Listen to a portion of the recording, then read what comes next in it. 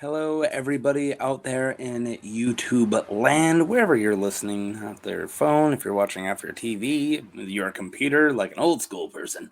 Welcome to Something to Talk About. We're going to talk about our first ever Stark. So, in order to get into that, I have to say, hi! Welcome to Something to Talk About. My name is Taco, and we're covering House Stark. I've been doing this for over a year and months. Right, it's a year in November where I started covering Asoiaf and Fire characters. Now it's January, I think, when this comes out, right? So, first Stark. I've been avoiding them. Well, no, because I can only cover. I don't want to cover characters on the show or POV characters. There isn't a Stark from the main series that isn't one. So I can't. And then like going back, like you either don't got a lot or they're gonna be in House of Dragon, right? Because Cregan's awesome. I have other ones on the docket, but this is just the first one.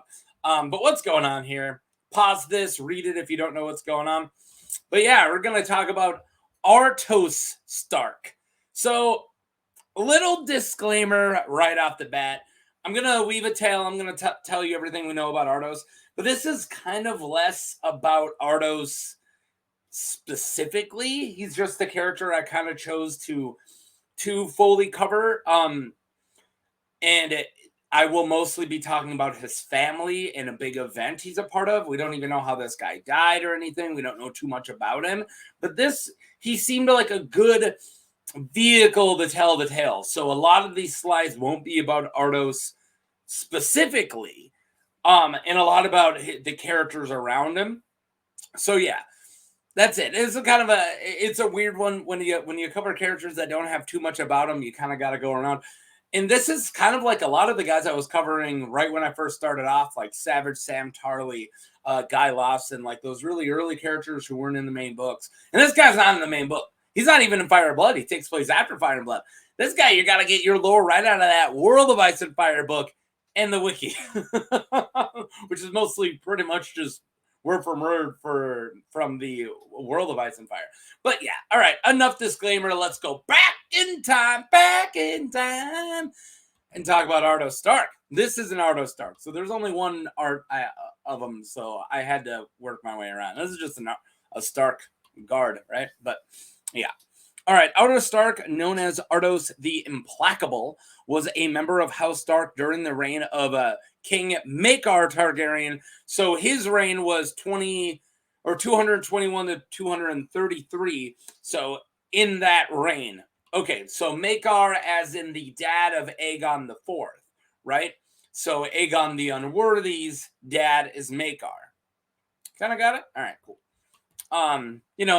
80 years to 70 years before the main story. He was the third son of Lord Burren. Let's go with Burren Stark.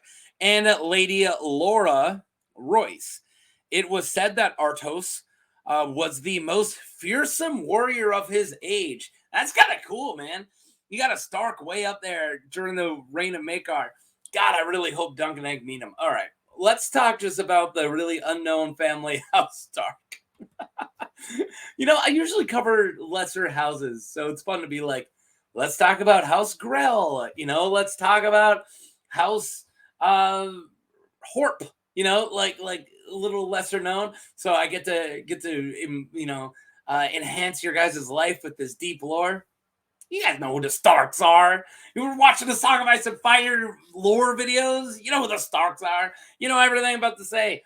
House Stark of Winterfell is one of the great houses of the Westeros and principal noble house of the North. In days of old, they ruled as kings of winter. But since Aegon's conquest, they have been wardens of the North and ruled as lords of Winterfell. Their seat, Winterfell, is an ancient castle renowned for its strength.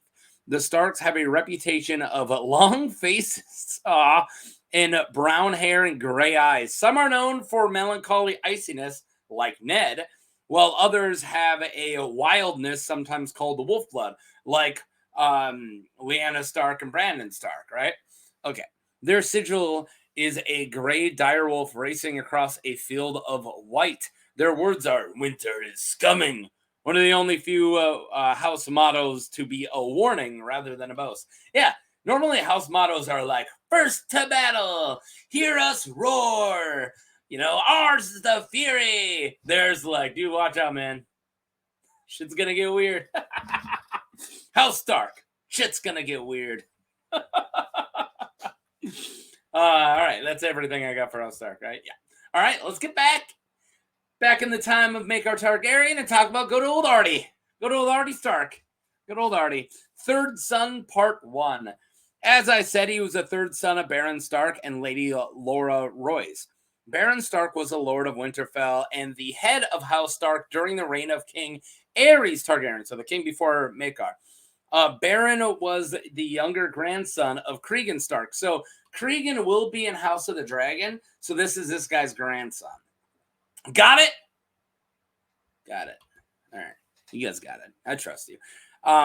According to semi-canon sources, he was mortally wounded in a clash with Ironborn. However, House Stark faced a crisis of succession, and his wife and 4 other recent Stark widows made claims for their children. Despite the crisis, Bear's eldest son, Donner, succeeded him as Lord of Winterfell in the War of the North.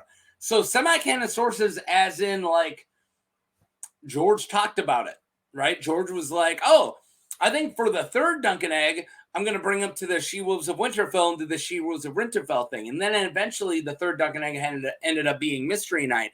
But he did contemplate them going up north and this whole thing. So that's the semi-canon sources. This isn't straight from World of Ice and Fire. That's just like George R. R. Martin telling people over coffee or whatever. Like, I read a bunch of different spots where he said it. So I think he also brought it up at cons. You guys are going to tell me.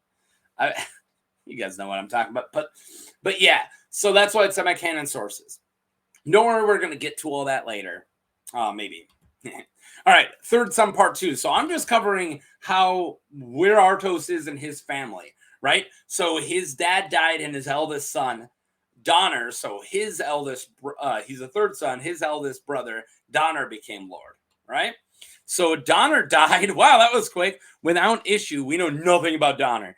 And his brother, Willem, inherited Winterfell after Donner's death. Willem first married Leanne Glover, and had one child with her, Brandon. I'm only telling you guys about this guy so I could tell you this. But Lyanna died giving birth to the boy, so he needed a wet nurse. So Nan, that's right, that Nan, old Nan, came to Winterfell to be Brandon's wet nurse, but he died at age 3 of a summer chill. Oh no. Willem then took Melantha Blackwood. These guys only marry Royces and Blackwoods. For real. There's a lot of Royces and Blackwoods. That's like all the Starks marry. And then a she-wolf every once in a while. Or not she-wolf, a she-bear. They'll marry Mormont. I think that's what Cregan's first wife was, Mormont. I don't know.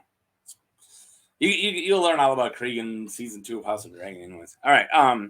But yeah, so Brandon died, and then he took Melantha Blackwood as his second wife, and together they had 2 children, Edwyle and Jocelyn Stark. So, what's this got to do with Artos? I'm just painting the picture, right? Like I said, I don't have too much for Artos, so I'm painting the picture around him. So, he is now uncles of Edwyle and the other name I said, Jocelyn, right? And now his brother Willem is married to this Blackwood, and Nan's just around. Yeah, I love Nan. I think it might be up to interpretation, and this is when Nan came, but as far as I could tell from my research, it's not. This is when Nan came to Winterfell. But, all right. So is it time to talk about Artos now? Nope. It's time to talk about King Raymun Redbeard. Raymond Redbeard was a king beyond the wall. Raymond united the Free Folk clans beyond the wall as king beyond the wall, believe it or not, and had seen the Night's Watch decline and growing laxiness in 226 AC and took advantage of the situation. So a lot of this is taking place at 226 AC. All right. Sending his reavers over, and after establishing a toehold for themselves on the wall, they used they threw ramparts of their own and dropped ropes and ladders for his people to cross over and march south. So he sent some people. They established a little hole like on the wall, and then like on top of it, right? They dropped down a bunch of stuff so like a whole army could go up and over the wall. That's kind of crazy, Raymond. All right. Because the Night's Watch was caught off guard as Raymond's horde came down upon the north, its Lord Commander Jack Musgood was henceforth known as Sleepy Jack. Yeah, Sleepy Jack Musgood. You gotta love Sleepy Jack Musgood. We're gonna make fun of him again later, but yeah. So that's setting us up, right? So Artos is there. He is not Lord, right? Ardon Stark is not Lord of Winterfell, and his brother Willem is. He's got a family and everything, and then all of a sudden Raymond Redbeard goes over the wall, and they're starting to march south. So that's when this happens. The battle at Long Lake. The army of wildlings attacked south of the wall, causing Lord Willem Stark to leave Winterfell and march north, calling it the Drunken Giant, Lord Harmond Umber's banners too. Yeah, we got a number, right? Like Great John, Small John, sorry, the Great John. I love the Umbers. Moore's Umber, Horsebane Umber. You gotta love. Oh my god, I love the Umbers. Crow's food, that's Moore's. But anyways, so this guy was called Sleepy or the Drunken Giant. Oh, that's how this guy fought. Let's get drunk and kill. Don't cut that out, okay? Don't get that cut out the audio of me saying that. I was doing an impression. It's taken out of context. Okay. With the free folk, where am I? So yeah, they called the Umbers banner. So Ardon Stark, that's the guy we're talking about, and Willem and Harmond met Raymond at the shores of Long Lake in the north, with the free folk forced to fight with the lake at their back. So they pinned them up to the lake. So the Umber forces and the Stark forces pinned them up against the lake. A savage battle was fought, and in the chaos, Raymond Redbeard beheaded Lord Willem Stark. Jeez. So in a rage, Artos killed Raymond and mounted his head on a pike, and the wildling forces defeated. The sons of Raymond Redbeard were also killed. They killed everybody. Artos went ham after his brother died.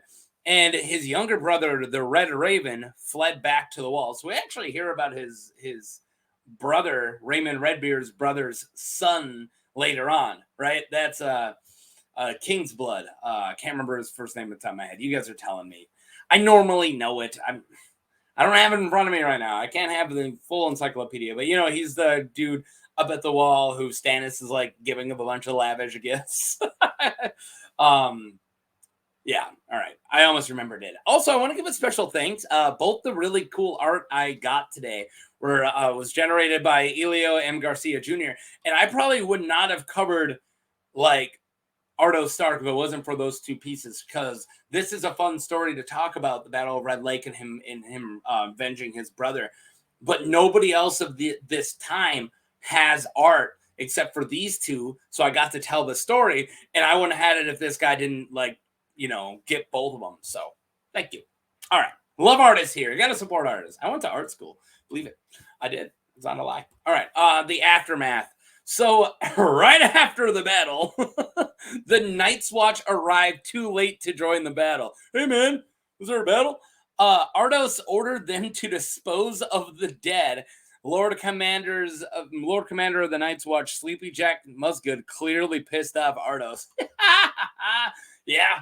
Dude's mad, implacable. He just saw his brother get murked, and then he had to kill this dude, and then he had to be like kill all the guy's heirs so they couldn't raise up. And Artos is having a bad day, man. He's being very implacable. And then Sleepy Jack's like, "Hey, I saw there was a battle. Can we help?" He's like, "Yeah, grab some shovels, Artos." That's what happened. Raymond's invasion was the last major wildling threat until the rise of Mance Rayder in the main books. Willem was succeeded as a Lord of Winterfell by his son Edwile, who could not have been very old at the time. Yeah, I've seen a lot of different things. I've seen that he's like all the way up to 14. I've also seen that people think he's like an infant. We don't really know how old Edwile is. We can speculate, but we just don't have any evidence to speculate.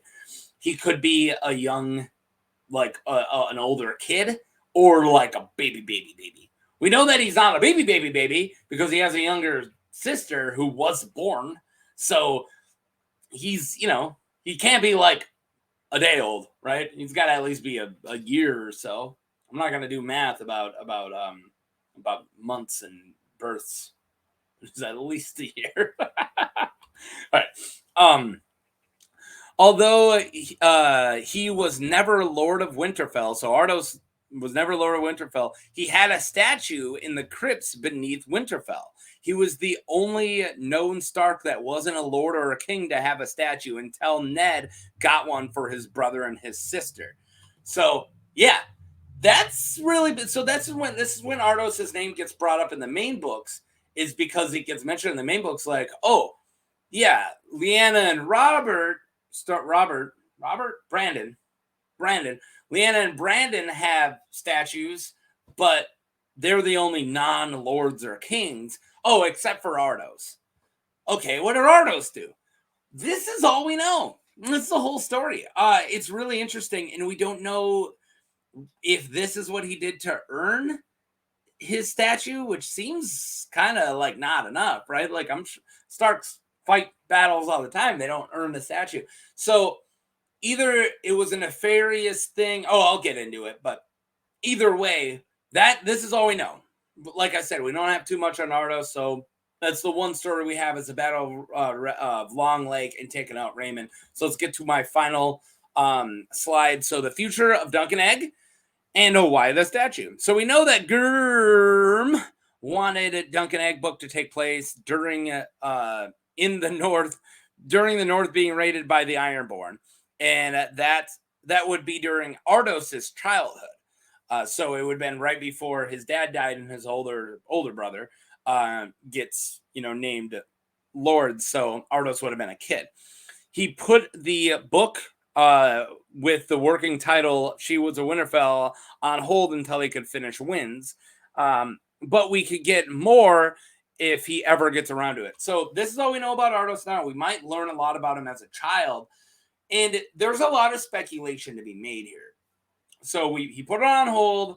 Wants to do Winds. It almost made it into like a collection of short stories that She Rose of Winterfell did, but he didn't end up writing it. So know what's up in his dome, right? So there's a lot of speculation, like Artos was alive during Dunk and Egg. He would have been a kid around the age of Egg, I think, right? Maybe a little younger. And then once his dad or his brother died, when he becomes not Lord, but kind of acting Lord for his young nephew, it would have been around Egg's dad. So he would have been kind of in charge or a really influential person in the North when Egg first becomes king. So he could be a really strong ally. But we do know that Egg pissed off a lot of lords. So is Artos one of the lords that liked him? Like, did they meet when they were young and became good friends? Or is he one of the ones who are like, no, screw that. Stop giving my small folk stuff. Stop helping out the small folk. I'm not a small folk. I don't know. So a lot of speculation there, but it's really interesting to think like this might be actually like a kind of like how I talked in my Raymond Fossaway video. We don't know how his relationship with Egg evolved. We don't know how Artos. Maybe he never met him. Maybe they're really close. Maybe he gets named freaking Master of something or Hand of the King. We don't know. Like, we just haven't been told. Haven't they been nuts? I don't know. Probably not that last one, but all right. And I did see a Reddit post by a Lunderstrom speculating what Artos did to earn his own statue. Like I said, he has a statue. And speculated how he acted during his young nephew's lordship. Was he controlling and did he try to get rid of him for power or whatever? Or was he a good ruler and gave power back to his nephew when he came of age? We may never know. Yeah, we might not know. But he could be he could have ruled as a jerk, a tyrant. We know that he's implacable. We know he's kind of like a cold, icy jerk, right? Or not so much jerk, but I mean, killing Raymun Redbeard's kids is a little much, right? But whenever I say stuff like that, people like I get a lot of like pro-war comments, like "It was war." It's a book, man. All right, yeah, dude. We don't know if he was a good like regent, even though he's not a king. You know, he's a lord's regent or not. So yeah. That's it. We'll find out if we ever get another book, or maybe we'll find out in Fire and Blood Volume 2. Maybe he'll just like kind of add it all in there. So thank you guys for watching. This was fun. I got to cover a Stark. So yeah, click like, subscribe. I should say that stuff at the beginning of the video. I'm not much of a YouTuber. Been doing this for a very long time. I'm not much of one. Buddy Ollie's not much of a waiter, guys. And yeah, click like, subscribe, find all this other stuff. I've been doing this for a long time, and yeah, go and fight some wildlings. Peace. And avenge your brother. Peace.